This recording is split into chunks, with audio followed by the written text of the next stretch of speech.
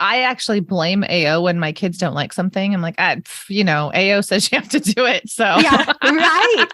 Oh, that's a good point. We might need the offloaded responsibility with our kids.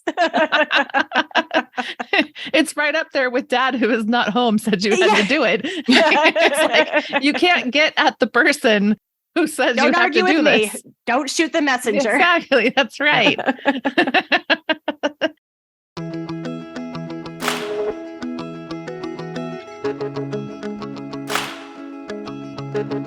Welcome to Scholé Sisters, where we are cultivating the maximum number of thinking moms we can. This is the podcast for classical homeschooling mamas who yearn for something more than just checking boxes and getting it all done. Scholé Sisters discusses topics that matter to those of us who believe that educating ourselves through reading widely, thinking deeply, and applying faithfully equips us for the task of educating our children. I'm your host, Brandy Venzel. To get my free, almost weekly, mostly Charlotte Mason newsletter, go to afterthoughtsblog.net/subscribe and sign up. My co-hosts today are Misty Winkler and Abby Wall. Misty is a homeschooling mom of 5, including 2 graduates. She writes and podcasts at simplyconvivial.com and is the author of The Convivial Homeschool. Abby is basically the queen of the Scholé sistership. Abby is a country-living farmer, rancher, a loving wife, and mom of 5 who homeschools and reads whenever she can. Have you registered for our fall online local retreats yet? Our hostess kits are just about sold out, but digital kits are still available. Our annual Homeschool Essentials retreat always takes a deep dive into one aspect of homeschooling. This year's topic is time, the most essential part of homeschooling of all. We cannot wait to spend time with you all on Saturday, October 7th. Just go to scholésisters.com/time. That's scholésisters.com/TIME. Today's conversation is all about curriculum. What does it mean to say that curriculum can be a crutch? Is that a bad thing? What does a healthy relationship with curricula look like? You're going to love this conversation. And so, without further ado, let's get to it. Let's start off with our Scholé every day. Who would like to go first? Well, I'll go first. Because I get a braggy one. Ooh, so. You're fancy. I'm reading Dante. I am finally making it through the whole Divine Comedy and not just the Inferno. So I've read Inferno a number of times over the years, excerpts in college, and then several times through classes and with my own kids. And now with a book club, we are reading through the important works of the Middle Ages. And so that means Dante, and we are reading all 3 books. So I've finished Purgatorio now. And have just entered heaven. Is it any good? Or is it like Milton, where you like the bad guy in the bad place better than that? Well, I didn't like Purgatory as much as Inferno. Okay, fair. So we'll see. There are a couple other ladies in the book club who have read all 3 before, and they say that Paradiso is better than Purgatorio. Okay. So I'm hoping for that. It's difficult when you don't think that purgatory is real at all. We know that hell is real for sure. I believe that there is a hell, and I don't think that there are levels, and it's not exactly like Dante lays out or anything. He's not divine inspiration, but it is an interesting concept, and his structure is fascinating, and then his characters are fascinating. So one interesting difference between Inferno and Purgatorio is that the people that he talks to in Inferno, they're raging. They're still stuck in their sin. So there's just a lot of movement and a lot of passion still. And in Purgatorio, people are pretty much just waiting. They're just putting in their time. And so it seems very passive.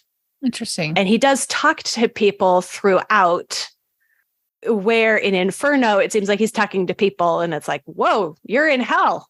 Who Right. why are you here?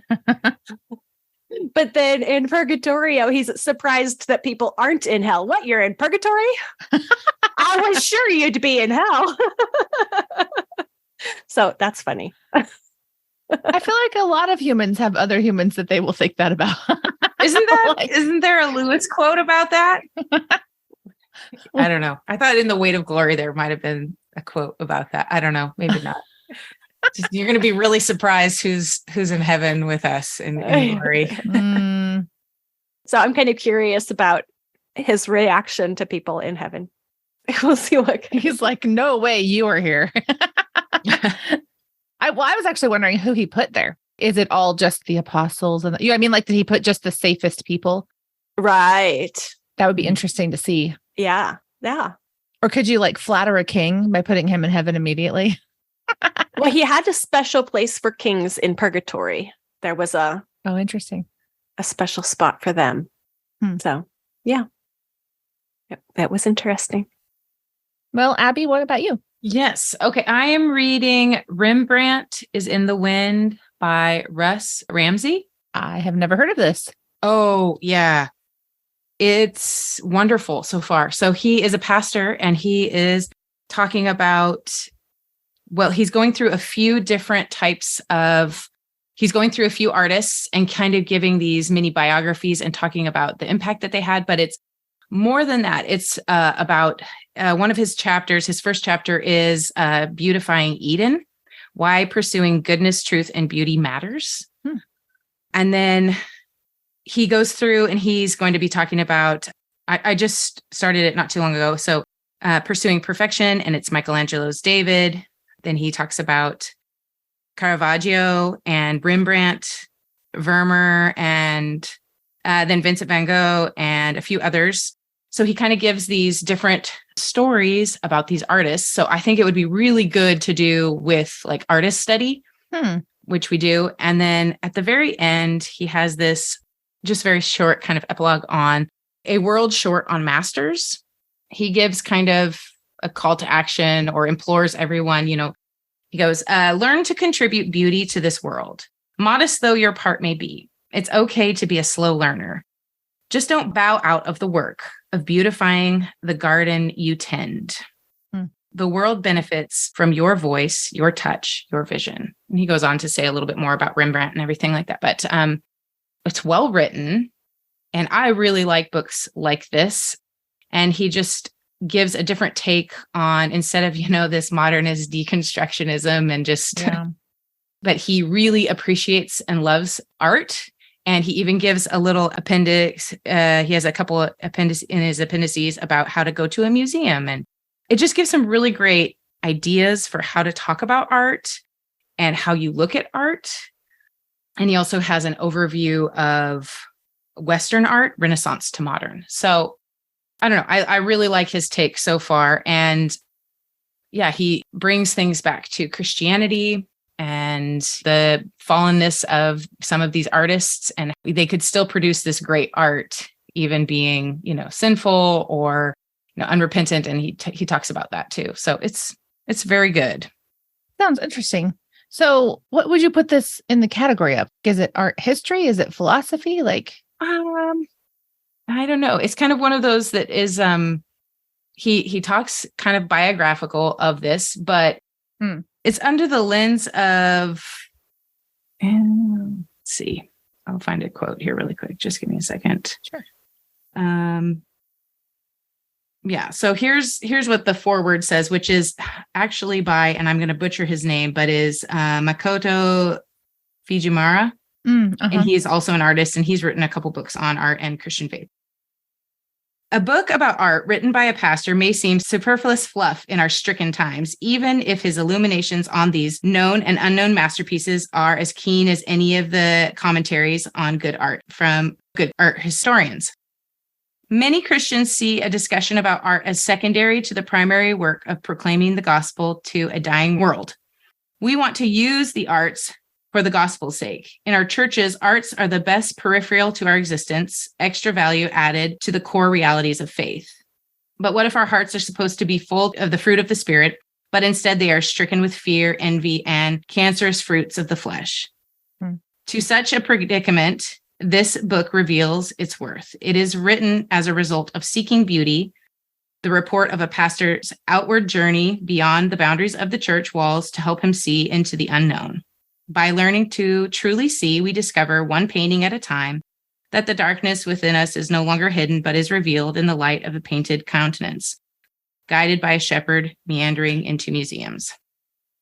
Yeah, so I guess it would be philosophical, but also historical, and someone who loves art and creativity. Cool. Sounds interesting. Well, mine is Range by David Epstein, which I feel like I'm a little late to this party because Abby, wasn't this yours like years ago? A couple years ago or something? Sure. Yeah. Really, and I think you've been telling me ever since, you really should read Range. And it's been on my list. But anyway, I had to put it as part of our book club here in town for me to actually make time to read accountability. It. No, I get it. I'm with you. No, I just feel like I've been in pseudo crisis mode I'm not having a crisis, but I'm in that mode. I feel like I've been in that mode for like 2 years now. And so my reading has been very limited to like what I really feel like I have to read for the sake of my different duties. So putting it into a book club meant that I could prioritize it. Yeah, my leisurely scole reading is limited these days. So yeah, it used to be the struggle for scole is real. I think you lost me at leisurely. Yeah, it's not in my life really. Yeah, I know. Hey guys, I have an idea. Let's write a book about it. Yeah, let's fill our extra time with something else. So I really am enjoying it though. And so this is my Charlotte Mason book club. And this is actually a little bit large for a summer read. Like we've done significantly smaller books in the past, but we had just finished school education. And so I was like, well, I could make this easier for everyone and spread it out over the rest of the year instead of just the summer. Because usually we are just taking the summer off. We need to go back to the thing we were reading soon enough to not have forgotten the first half of whatever it was, Sure. But we don't have a book to go back to. So everyone agreed that was a good idea. So we're reading basically 3 chapters at a time. Like we started with the introduction, first couple chapters. So we read 3 more chapters this month and discussed them. So it's been really great because we do very slow reading in my group. We do not do the whole book a month thing. We do like or 3 books in or, Misty's case, or even that less. No, yeah, we don't. We're doing 1 per month. Oh, okay. I was going to say that Dante. is really aggressive with Dante. And Dante's actually on audio. It's less than 4 hours per book. Really? I had no idea. Yeah, it's actually, they aren't actually that long. The books are big because there's more commentary than original. Yeah. Okay, that's fair. Well, we discussed, when was this? I guess it was last night. Chapters 3, 4, and 5. And chapter 5, I think it really stuck out to me just because, especially in a Charlotte Mason education, we talk a lot about the need to make connections and use analogies and these different types of things. And so he gets into this idea that Kepler, when he was trying to solve the problem of the retrograde motion with, Mercury, and he was trying to account for it. And no matter what he did, he couldn't figure it out, really. And so at one point he thinks he's figured it out, and then he finds like 8 minutes that don't make any sense. So he throws out his whole project. I mean, it's interesting to me, even the integrity that was involved in that, because everyone would have let him get away with it, really, because he accounted for everything but 8 minutes. And yet he knew that minute he was not right. So he throws it all out. But it talks about how he's he's basically making these constant analogies of all different kinds. I mean, what does he say here? Like magnetism and heat and how water moves and how this moves and that. I mean, just over and over, there's all these different things. And he says at one point, analogies were all he had. Like this was a foreign thing. They didn't know much about it at all. So all he could think of was what it was like in some other way. Anyway, so by the end of the book, he's talking about modern science, and he's talking about where the most progress comes from, where people make actual discoveries and findings or inventions or whatever. And it's very interesting because he basically gets into this comparison of two labs and they both run into the same problem while he's observing them. And one of the deals with him being there is that he can't tell one lab what another lab has done because then he is interfering. So he watches how they solve the same exact problem. One lab is staffed by people with a broader range of experience, and one lab is staffed by people with a really narrow range of experience. So they're not just scientists. It's like we're scientists who specialize in this one particular organism. That's it. And all of them are like that. And then the other one, it's like, well, this guy used to be a medical doctor and this guy used to be an engineer or whatever. So they have this way broader range that they can draw on. I mean, basically, it was like a night and day difference. And what he said that was so interesting to me was that the people with the really narrow range of experience, they had no analogies. And so that's why it was so difficult for them to solve the problem, because they literally had to start experimenting, versus the ones that solved the problem quickly were the ones that they eventually settled on an analogy that came from someone who had been a medical doctor. And he doesn't explain what the analogy was. It doesn't really matter. But the idea was that he was able to say, well, this is like something else, whether it was something in the body or something with a tool he used in his former arena. I have no idea. But I just really hadn't thought about how, I mean, I've always known, specialization is very limiting. We don't want our kids specializing. I was talking with someone this weekend where it's like their child is being asked to pick basically a major in 9th grade. You have to say, I'm going to be an engineer. I'm going to be whatever in 9th grade. And then your whole public high school experience is going to be designed around what you chose when you were 14. Anyway, but I knew that specialization was limiting. I knew it was the opposite of what I try to do with my kids, in the sense of not allowing them to make choices like that would cut off whole other things for them, because I don't think you make good decisions when you're 14. But the idea that by specializing, even as an adult, you cut yourself off from so many possibilities, because it is in thinking by analogy that progress is made, period. Like that's his whole point. That was something I hadn't thought about. So the specialists will always be mediocre. They might be really excellent at one thing, but as far as their ability to impact the culture or impact the industry they're in, or make, like, it'll never happen, because progress happens by analogy. That was fascinating to me. And I had never thought of specialized people as being devoid of analogy. So anyway, we had an interesting talk about that last night, because it was just not anything any of us had ever really considered. I don't know. Anyway, fascinating. Hi, Abby here to tell you about Sistership. Sistership is the place for homeschooling moms to ask questions and share tried and true principles from years of experience. We have thoughtful, intelligent, thinking moms that read widely, think deeply, and faithfully apply what they learn. We tackle serious topics, but don't take ourselves too seriously. We value educational principles over products, and we'll always be ad-free and drama-free, because we refuse to take offense at differing opinions. We seek truth, goodness, and beauty, and would love for you to join us in Sistership. It's free. Come for the encouragement and stay for the fun. Today, we are going to discuss, I guess it's two kinds of curriculum, or two styles or something. There's other categories that you could break curriculum into, but we're going to be talking about scripted curriculum versus non-scripted curriculum. So scripted curriculum that goes beyond pacing, where it's actually telling you like exactly what to do and exactly what to say.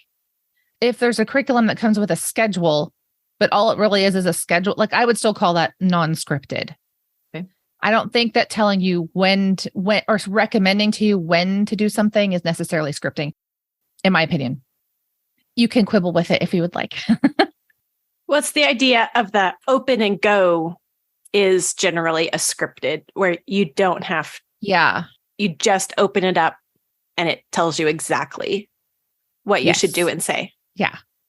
Something that a phenomenon I feel like I have encountered lately in talking with different parents has been this idea that if a curriculum is not scripted, it's like not a curriculum. So it's only a curriculum if it's fully scripted.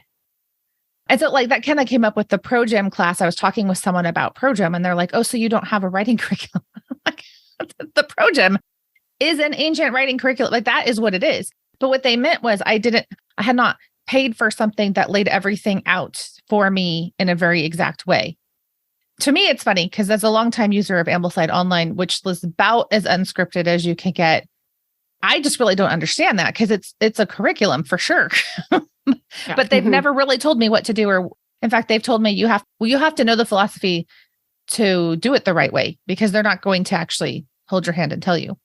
Anyway, so I don't know if you guys have observed this, but my first question for today was, where do you think the idea even comes from that in order to have a curriculum, you must have a scripted curriculum? Because that's what I feel like I'm seeing. Yeah, well, as you know, when people like, oh, you homeschool, it seems like the question, like the next inevitable question is, what curriculum do you use? Yes, it is. Yeah. And the only kind of answer that fits that question, it's just always funny to me because it's like they want a single answer. Yeah. And I'm like, that's not how it works. Like, unless you're, back when I was homeschooled, you were Bob Jones or a Becca. And they told you what the subjects were and what you did every grade. And that is more, it's not, I don't know if that's specifically scripted. Some of it is scripted, or you can open the teacher's manual and follow what it says. But it's really more like the whole scope and sequence from, K through 12 is lined out for you. And what subjects you study when are already lined out for you. And you're just following a pre-made path.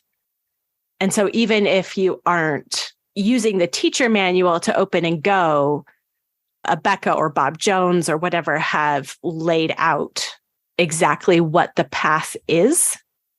But there aren't, in homeschooling anymore, there aren't really that many curriculum that are like that. Very few people are choosing all Bob Jones or all Becca. Yeah. I feel like almost AO is almost one of those all-encompassing type of things where it's like that can be a single answer. It's true, but even AO is like, do Latin, choose your own, good luck. Do math, choose your own, good luck. So they're even not, they might tell you that you should do a subject in this year, but if it's not one that you would be choosing like literary type books for, they actually don't tell you. Sometimes I guess they do make some recommendations, but I know very few people who use AO without ever changing anything. Yeah. Right. Which I guess a lot of them are like that, right? You could buy like Memoria Press in a box or something. Yeah, but that's true. I don't personally know anyone who does that. Yeah. They might buy a piece. They might be like, oh, I really liked the cursive from IEW and I really liked the spelling from Memoria or something.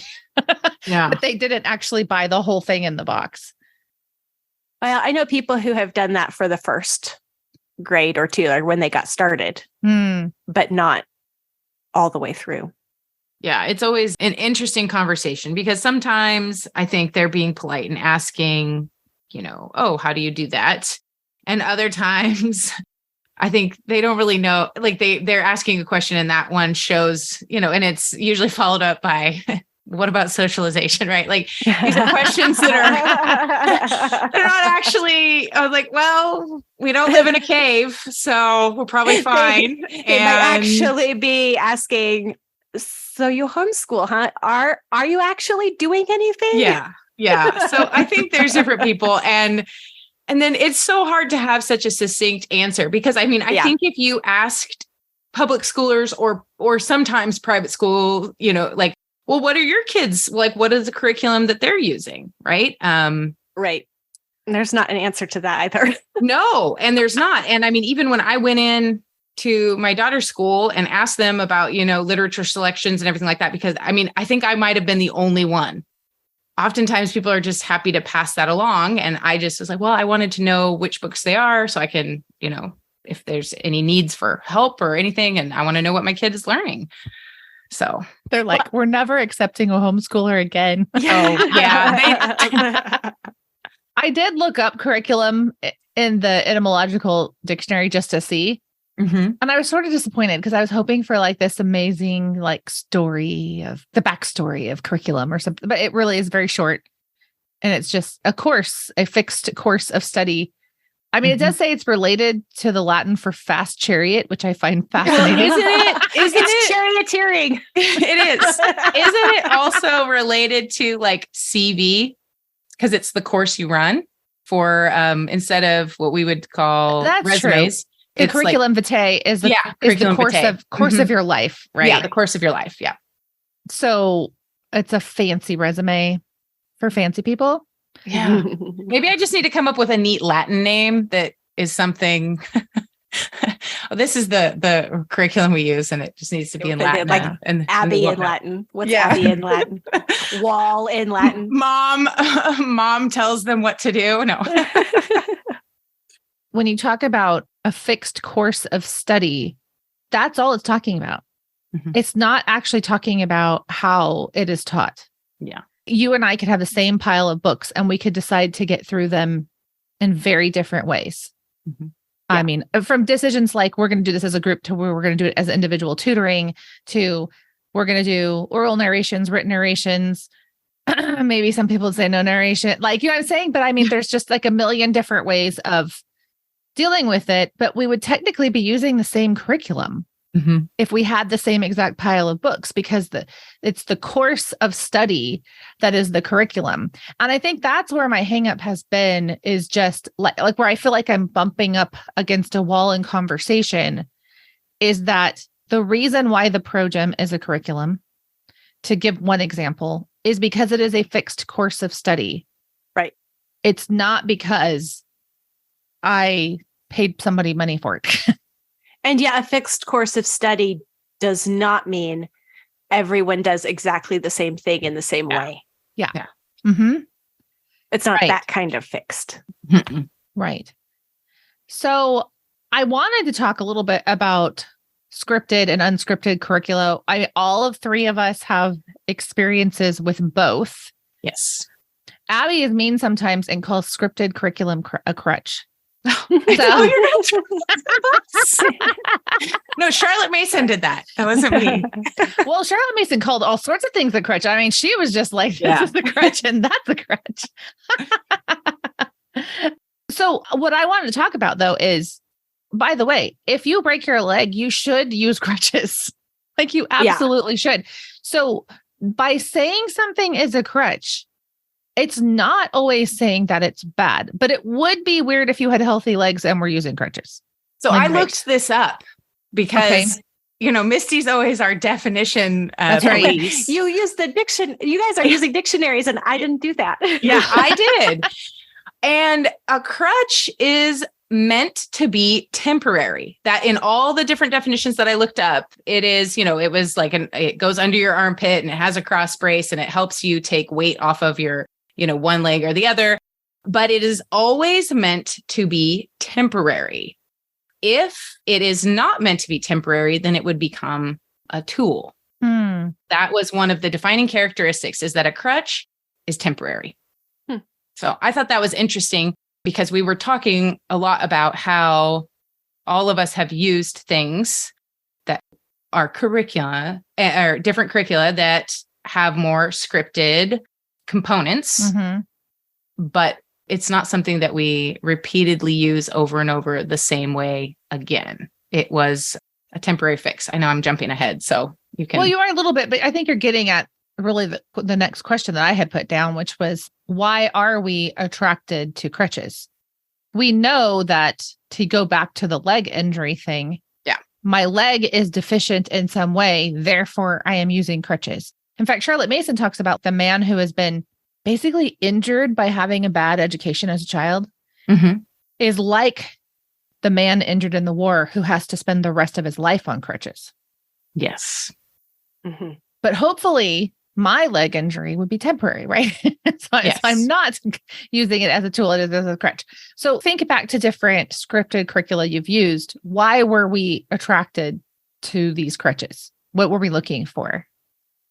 Well, I think we have to set the scene, I don't know, a little bit more big picture than jumping into it, because going back to why people are asking the question, or even why people don't ask the question of the school.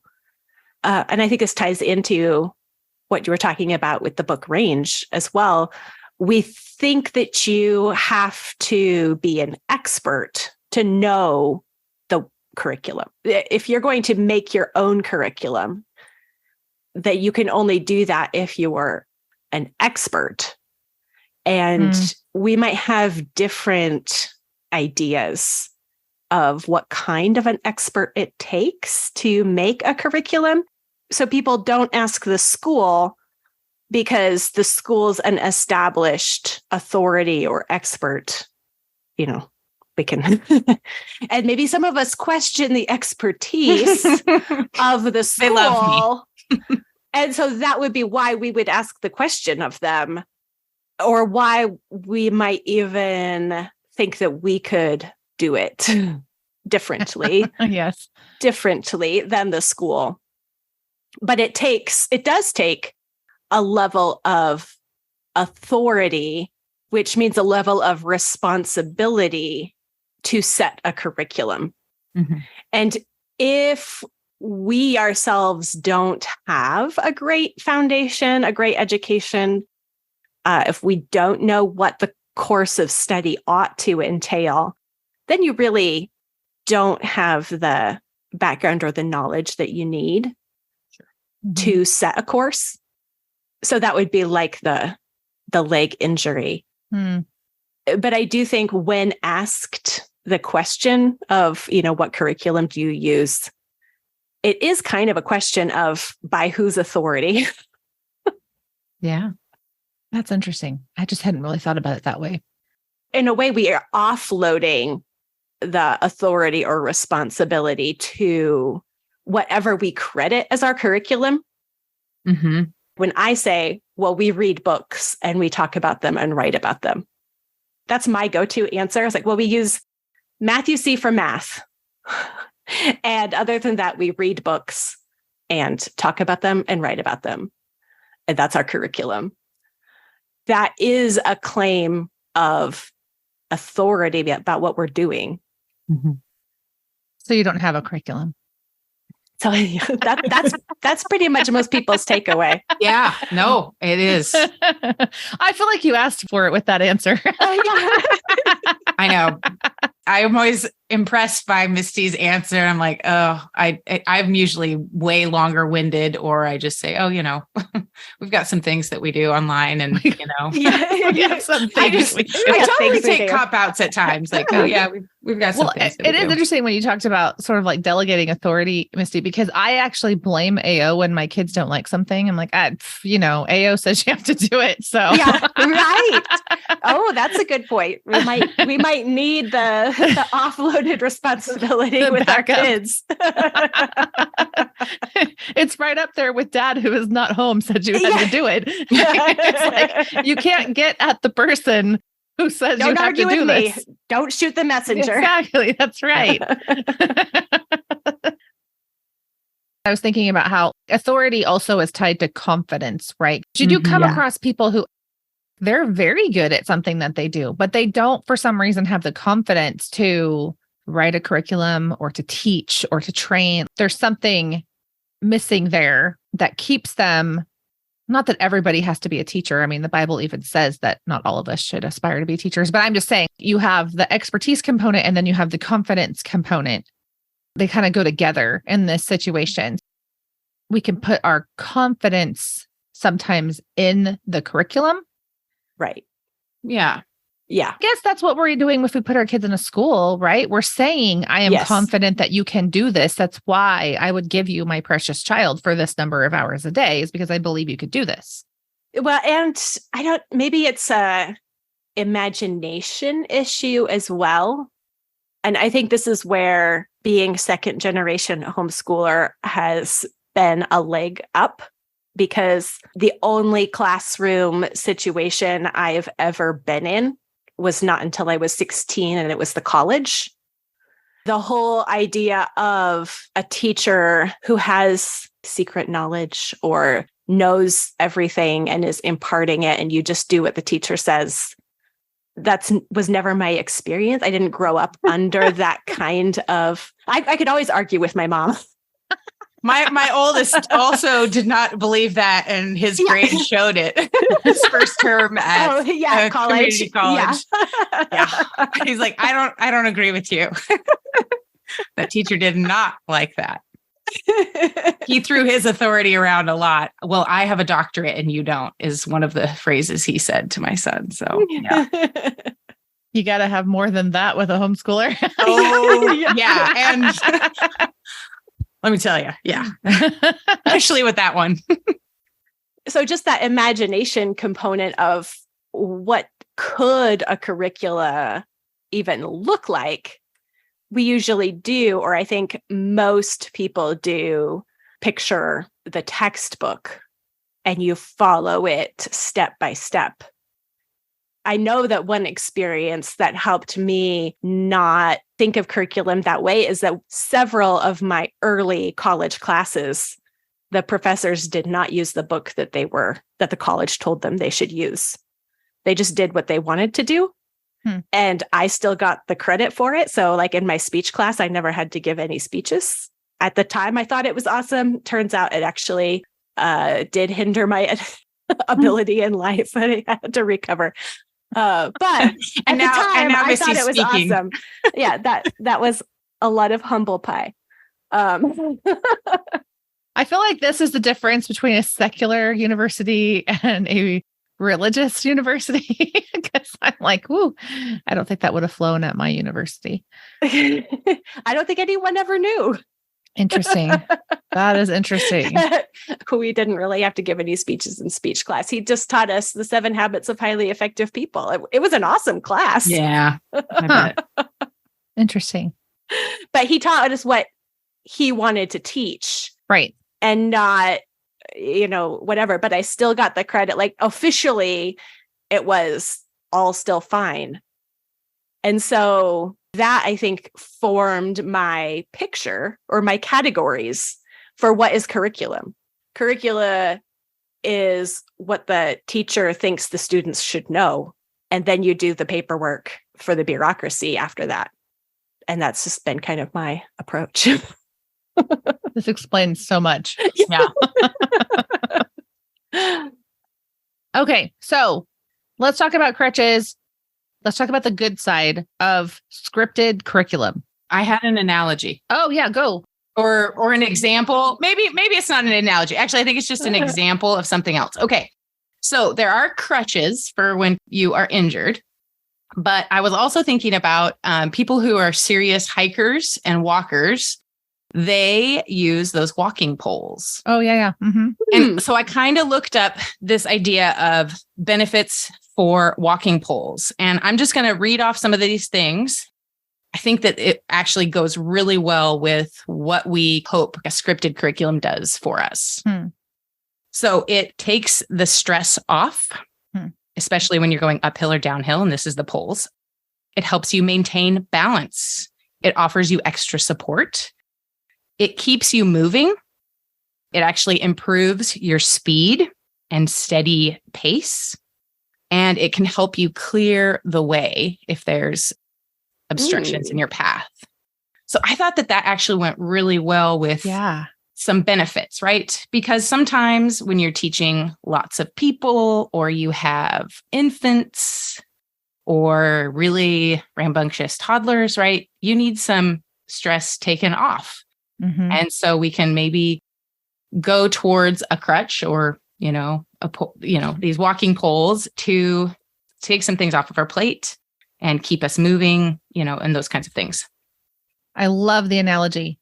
And I think it's less insulting because crutches can kind of sound like an insult. Yeah. Versus this walking pole analogy. At least it sounds like the healthy view of scripted curriculum that we would like to have. Yes. Right. Because we don't want to say there is absolutely no place for it at all. Yeah. So let's talk about scripted curriculum being appropriate and beneficial through examples of ones you've actually used that you feel like you benefited from, had good reason for using, that kind of thing. Okay, so I have a question about your definition of scripted versus not scripted curriculum. Okay. Oh, sure. Okay. Is something like Math-U-See, which category does that fall into?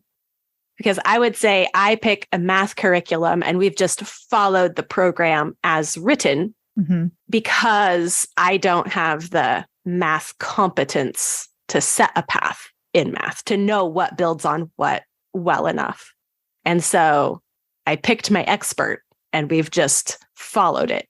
But I'm not actually teaching it because it has video lessons. So I make sure everyone does the work and we follow the work assigned in the book and we do the next thing and we follow the instructions, but I'm not actually following a script or teaching it myself.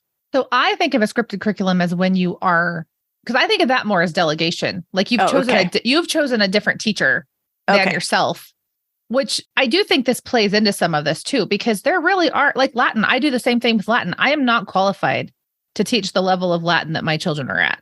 And for me to presume upon teaching it at this point would be extremely inappropriate. And so I do think there's a place for that in this conversation. But I think of scripted in terms of what's a good example? Like I have a grammar curriculum that, well, and Abby, I saw that you had grammar down too. So maybe yours is like this as well.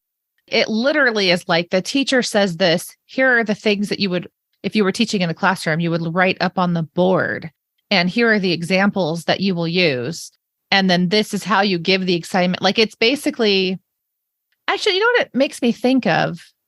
I do think there's one thing, there might be more than one thing, but one thing that the public school system has set up well is the idea that by completing the curriculum yourself, you are not qualified to teach. You have to go teach under a master teacher first, right? And there's so many things that you learn from being under a really good teacher that you really couldn't learn through the curriculum. And I kind of think of a scripted curriculum, the best kind and the best use of them, as being like the substitute for the master teacher. I don't know how to teach this subject well, and the scripting gives me a vision for how that might be done by a competent teacher, if that makes sense. Yeah. Okay. That's just kind of how I think about it. So I think Math-U-See could be that, because you could have gotten the teacher guide that tells you exactly what to do instead of giving them the videos. Yeah.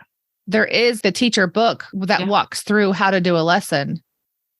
And so if you had used that book and you said all the words and did all the things and you were Mr. Demi or whatever his name is, that would have been the scripted side of it, because Math-U-See can be scripted.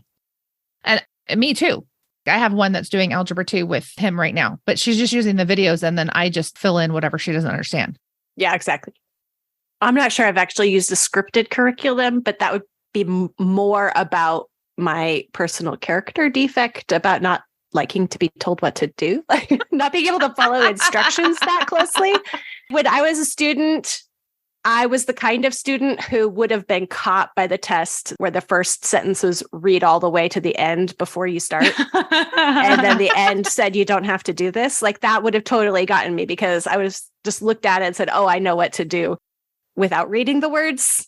So I so wish someone had done that to you. My dad always threatened to.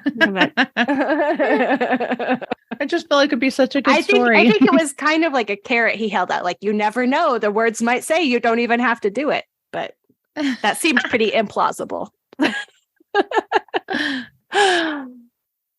So, Abby, do you have an example for us? Well, I think this is one of those things. So 2 years ago or 3 years ago, I can't remember, we did Our Mother Tongue by Nancy Wilson, grammar. And before that, I think we had done Charlotte Mason's like first grammar lessons. But I grew up in the era where I don't think I learned one iota of grammar in public school. I remember going, and I lived in a foreign country as an exchange student. And I remember the kids asking me for help on their English, and they had to tell me the parts of speech. This is how bad it was.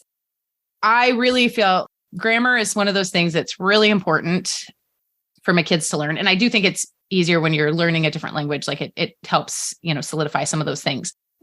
We were going to learn English grammar, and I never parsed a sentence until I homeschooled my kids. It was never required. I mean, I was in agriculture, so it's not really something that comes up in the, chicken barns or the cow stuff. So that's one of the ones we did. And I just went along with the kids. And I will say that even going through that, I learned a ton, but I was still not, proficient. And I knew that my kids needed more practice and things like that too. And so we just keep, kind of plugging along and doing lots and lots of practice with grammar. And the more I teach it, the better I am getting.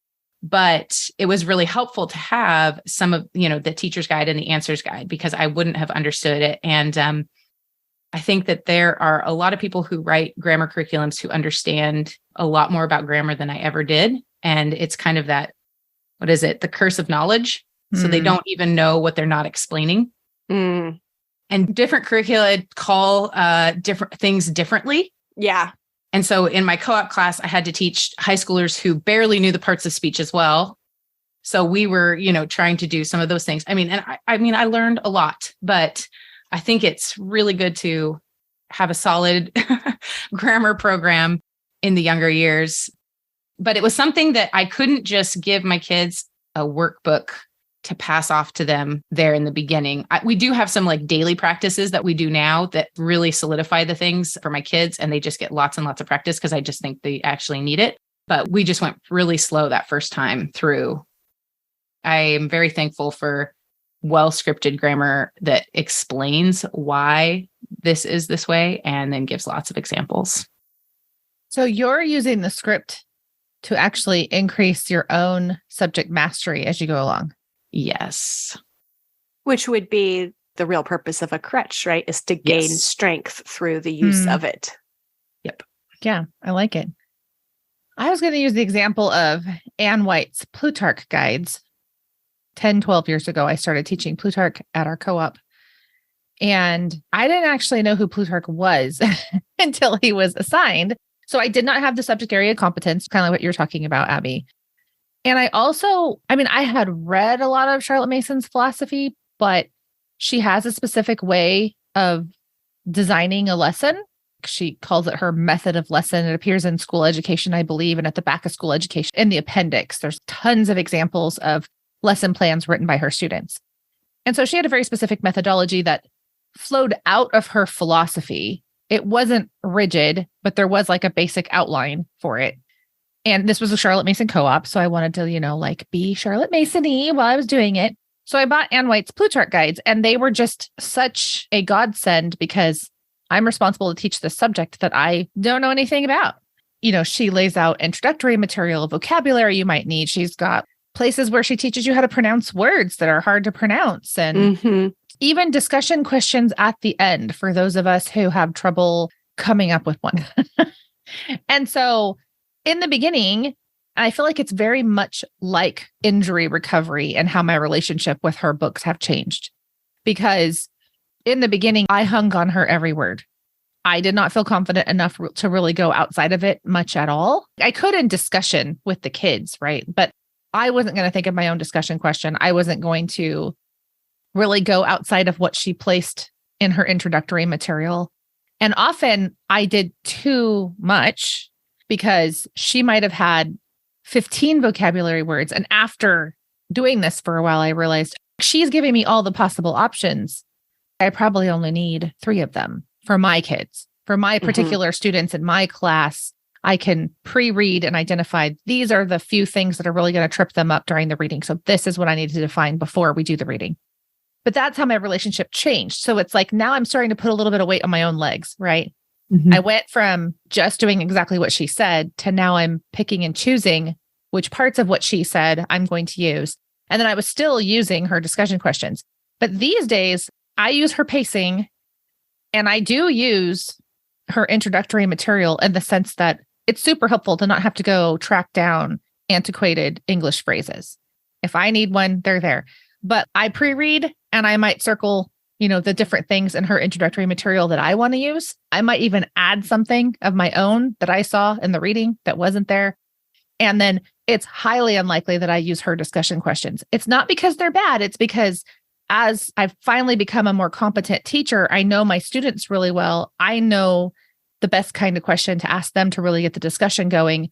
And it's one that I come up with myself. So I'm still technically using a scripted curriculum, but I'm not following the script anymore. I'm just using it as a resource. This scripted curriculum taught me so much. She taught me who Plutarch was, how to say things, how to teach it, even in the sense of just the flow of what a lesson would look like. Because I had never been a teacher before I came a homeschool mom. I've never written a lesson plan. I didn't know anything like that. To where now, I mean, I use her things as suggestions, but I feel like a very independent teacher where if I had to take just a Plutarch's life and break it down myself, I could, because I've had her great example all these years. Anyway, as you gain strength, using it until it really becomes not a script, it just becomes a resource that you're drawing on. That's a great example.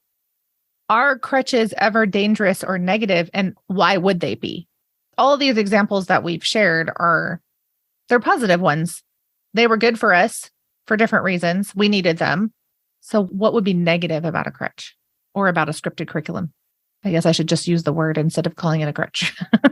Well, I think crutch is an interesting or helpful metaphor, because I think the assumption can be that you need a crutch unless you're an expert. And then we say, well, I'm not an expert, therefore I need a crutch. But it's not only experts that can walk on their own 2 feet. Mm-hmm. I don't think you have to be claiming some kind of expertise to pull together your own way forward. It does take a measure of confidence and a taking of responsibility that might be uncomfortable. Yeah. But that's not the same thing as being an expert. Like I don't claim to be an expert on any of the subjects at all that we teach. Yeah. I'm just willing to take responsibility for what we do read next. And I think maybe it's a misunderstanding of what that responsibility is that you're accepting. Like, what is the goal of the curriculum?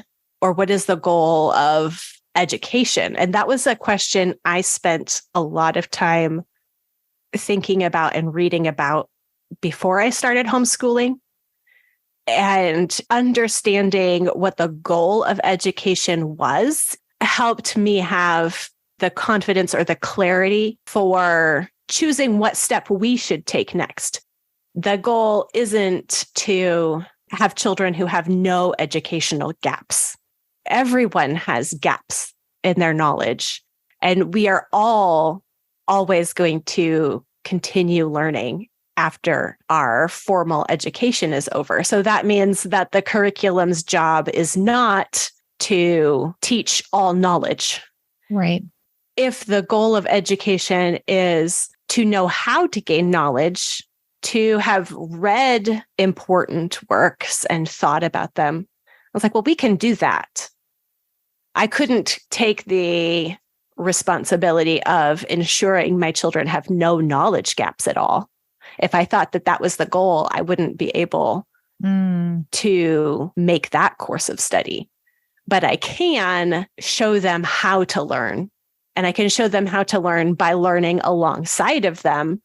So that means I don't need to know ahead of time. You know, it's kind of that idea too of what does it mean to be a master?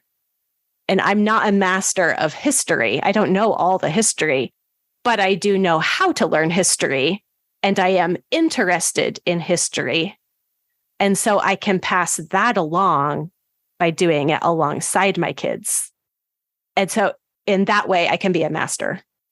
And I think maybe that's where the danger is in a curriculum that is scripted, is that it somehow makes us believe that if they learn this curriculum and they finish the book, that they somehow won't have a gap in their knowledge, right? If they go through this, these introductory and advanced logic, then they're not going to have any problems with logic, right? Like they're going to know it. Or some sort of, well, they've gone through all the 18 levels of this writing curriculum. They're obviously going to be masters of this writing.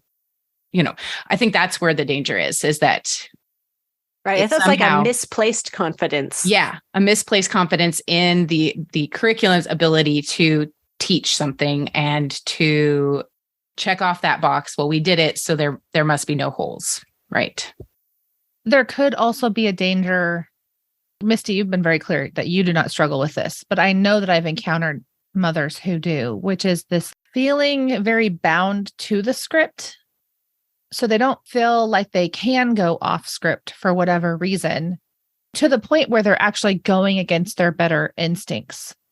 The thing in them that wanted to go off script was because they actually knew a direction that would be beneficial to go, but the curriculum didn't go that way, so they weren't going to do it. A scripted curriculum can be a resource like we talked about, but it can also be a slave master. Mm-hmm. And then because you're their mother, right? God gave you to them, not the curriculum. So there are times when you know better than the curriculum for whatever reason. Yeah. What your student needs. Right. Specifically. Exactly. I would say I am completely confident in setting our homeschool's course of study. And I would never in a million years publish a curriculum for other people. That's just not something I would feel completely not competent for that. It is a different thing to say, I will take responsibility for my own children and I'll tell other people what to do with their children. Try telling a whole school. Yeah. Now, Brandy, on the other hand, is the puppet master behind the curtain. It keeps me up at night, though. It's funny. It is a huge thing to really take responsibility for your own children. But man, when it's other people's children, it is like, I don't know. It kind of shakes me up sometimes if I really think about what I'm doing. Heavy is the crown. Oh.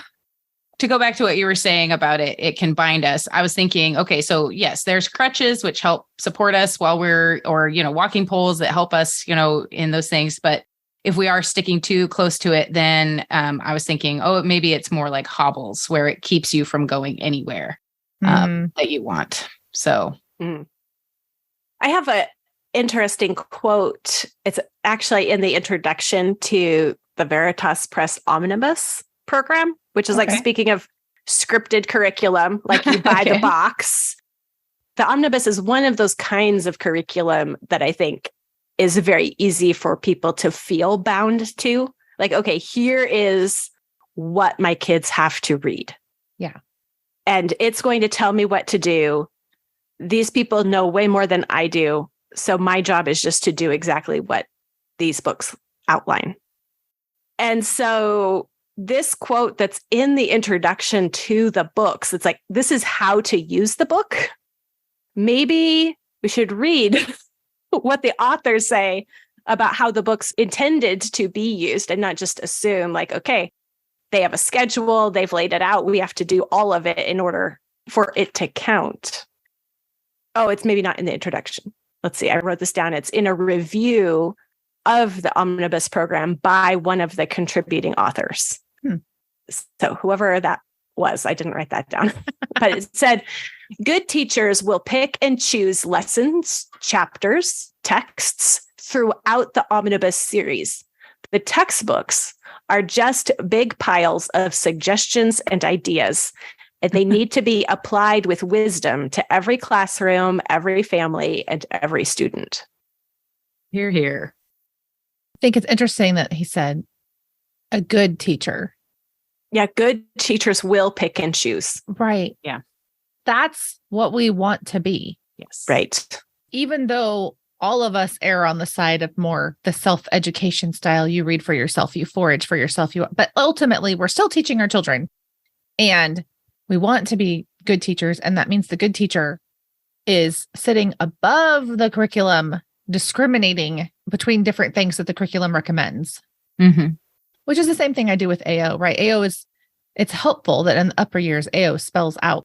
Nobody could possibly do all of this. This is like a salad bar. You're building a salad for your child. So pick and choose in the way that makes sense. Yeah. I guess I was thinking there's one other danger, I guess. And that is using scripts as a substitute for thinking for myself, for being a thinking person. That's another dangerous thing. There are certain ad campaigns out there that kind of advertise themselves as, you down there, you're right. You're not qualified. Mm-hmm. And you never will be. Don't try to think for yourself. Just follow this handy tool we made you and everything will be fine. And it's interesting that I chose the word tool. That was not on purpose really, but I'm thinking back to what you said earlier, Abby, with when you're going to go on crutches for the rest of your life, it's called a tool. I don't want to say that's always wrong, but I do think a really valuable part of homeschooling is the personal development that comes with it. Mm-hmm. And so something that's sending that message, you can't learn, you can't grow, little you down there. That really, I think, is a huge negative. I really can't think of a homeschool mom I've met that I think really couldn't be capable of being above the curriculum and making choices. Yeah. I mean, there probably are some out there, but I've never met one. So it's Me not neither. common. Mm-mm. So sometimes we choose scripted curricula out of insecurity. Where does our insecurity come from?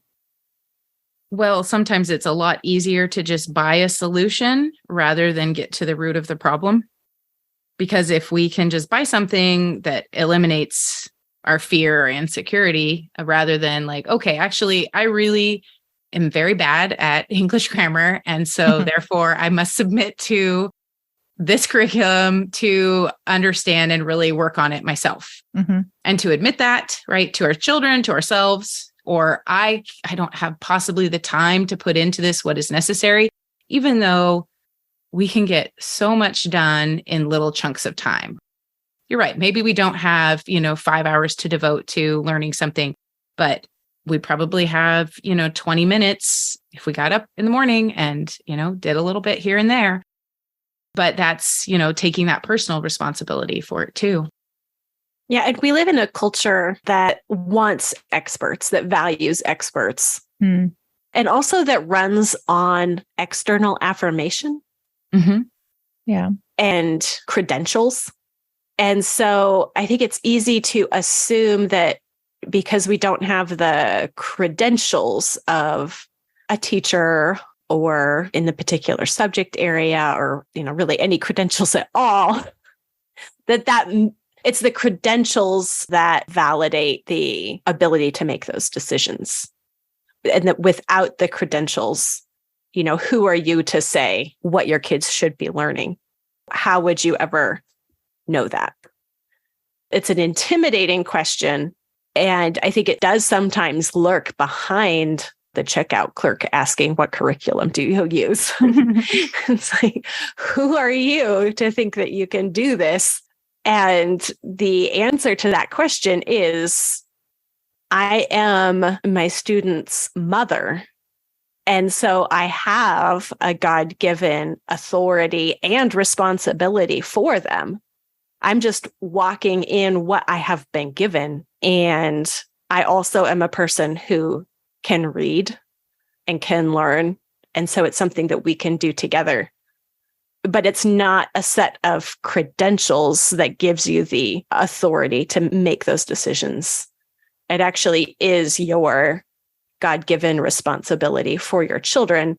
And we all need to grow in wisdom to do that more and more and better. But there isn't some kind of exterior cultural stamp of approval that we need to say, oh, we're going to read this book and not that book because I already own it or because it's a good one. Like, it doesn't have to be, when I'm picking books, I'm not saying always. These are the absolute best ones. And any other book wouldn't be a good option. It's more like, okay, well, what's available? What do I already own? If there's something I'm already familiar with and it's good enough? Mm-hmm. So, understanding what the kind of task we've actually been given. And that's just to educate our own children with the resources and options that we do have. And that's going to be different for every family. Mm-hmm. And a real education is possible And you can use even a totally different book stack and still have a similar educational outcome. This really ties back to what you said earlier, Misty, about how you feel very confident making decisions for your children. You're not saying that by making decisions for your children, you're dictating what other people should do. And I do wonder if that's where some of our lack of confidence comes, is there's this sense, and I just remember this from when we chose to homeschool very early on. I remember there were the people who were offended by our choice because they believed we were judging their choice, which was a different choice than the one we were making. Mm-hmm. I had trouble wrapping my mind around it because I never thought about them once when I was making a decision for my children. You know what I mean? It's just like, and the decision that you're making for your children is not at all a decision for what you feel is absolutely best across the board for all people. Right. And that's why you're doing it. Right. It was just what I thought was best for my own kids. And so I really had a hard time. But I'm thinking, like, when we're making decisions like this, when we're saying I have authority over this curriculum, we're just saying for these particular children that God gave to me, clearly I have a God ordained authority over this situation. Mm-hmm. We have to have our confidence lie in the right place. Right. One place that our confidence can surely lie is in the idea that God gave us this job. He clearly did. We gave birth, or in my case, had them cut out to these children. And so some people have children the natural way. Other people have them surgically removed. But I'm just saying. Untimely ripped. That's Oh, oh, wow. Holly. I'm just uncomfortable with that. Do your children go around saying, I was not of woman born?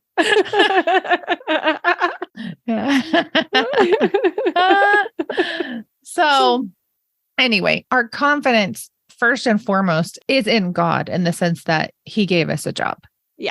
The second thing that I heard in what you just said, Misty, is this idea that also the confidence is in our own ability to, if we are responsible for ourselves, grow and mature and continue to grow and mature so that we're always competent for the next decision and the next decision and the next decision, because they're going to keep coming and it's going to get more and more as the children grow. Yeah. So confidence and competence is not like a permanent state of being. Right.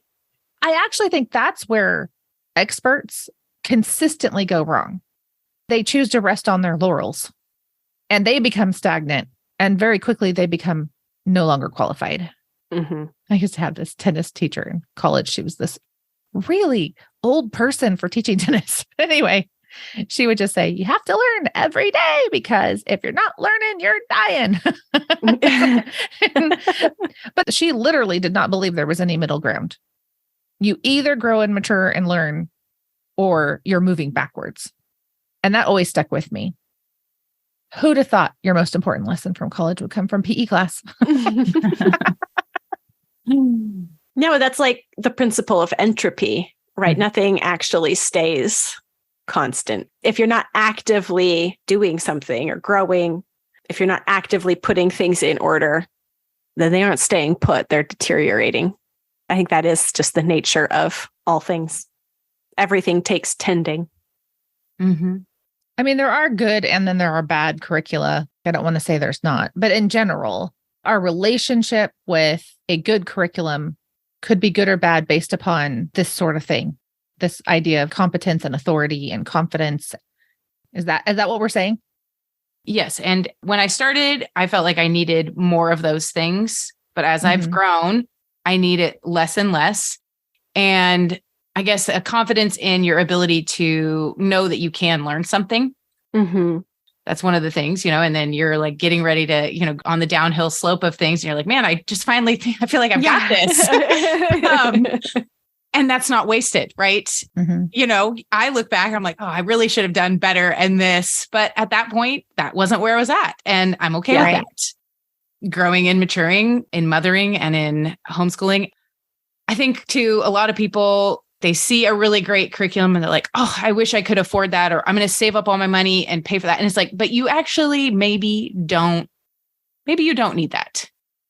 I feel like giving people a little bit of permission to say, actually, I don't need that. And we're going to be okay is something that is important for homeschoolers because, I think AO does a good job of making it accessible to anyone in any financial situation. But a lot of times, budgets are tight and things like that. But thinking that a curriculum is somehow going to change the course of your children's education isn't necessarily true. Like you can read good books, discuss them, and write about it, right? Mm-hmm. Like Misty says.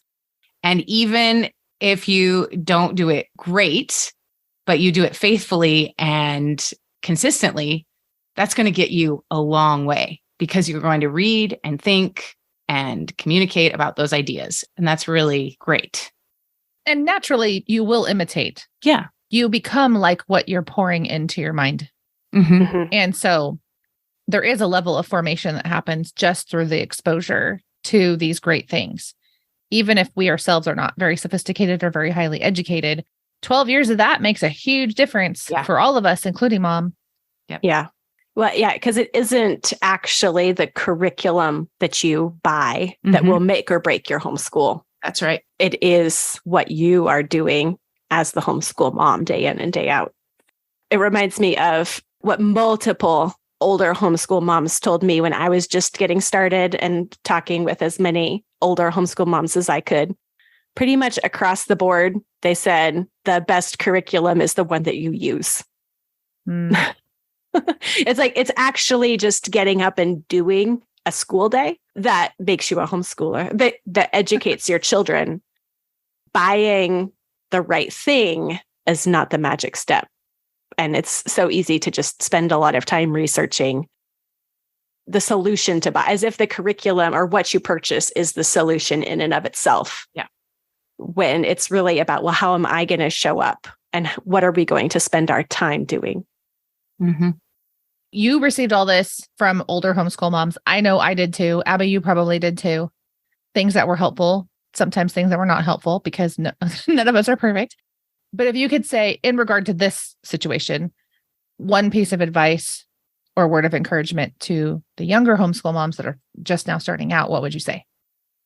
I think one of the things I would say would be, don't overthink the purchase or the curriculum choice that you're making, because you're not actually committing yourself for the rest of your homeschool career to whatever you pick right now.